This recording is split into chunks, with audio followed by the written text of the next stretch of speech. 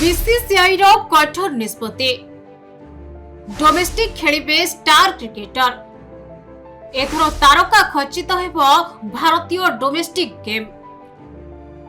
Test series पराजय परे BCCI रो तागिद एणिकी फांका समय रे डोमेस्टिक क्रिकेट खेलिबे भारतीय टीम रो समस्त क्रिकेटर। एही निष्पत्ति परे प्रस्तुति आरंभ करिसंते समस्त क्रिकेटर। एमिति के अधिनायक रोहित शर्मा मुंबई दल पक्षरु अभ्यास जारी करिसंते। रोहित को सह ओपनर यशस्वी जायसवाल नाम मध्य मुंबई रणजी टीम रे रहछि। 2015 मसीहारे शेष थर पई रणजी क्रिकेट खेलिथिबा भारतीय दलर अधिनायक रोहित शर्मा जम्मू और काश्मीर विपक्ष मैच खेलिबार संभावना रही। सेपरि दिल्ली पक्षरु रणजी खेलुछंती दुई स्टार क्रिकेटर ऋषभ पंत एवं विराट कोहली। दीर्घ 12 वर्ष परे विराट कोहली डोमेस्टिक क्रिकेट को बैक करुथबारो सबुठारे तांकर चर्चा।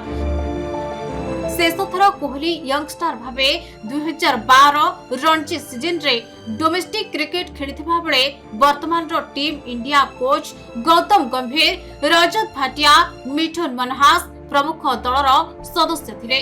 सेहिपरि शुभमन गिल मध्य पंजाब पक्षरु रणजी ट्रॉफी खेलिबे। अन्य खेलाड़ी मध्य टी20 दलर सदस्य नथिबा मोहम्मद सिराज, हैदराबाद पक्षरु स्टार ऑलराउंडर रविंद्र जाडेजा सौराष्ट्र पक्षरु मध्य खेलुथबार नजर आसिबे।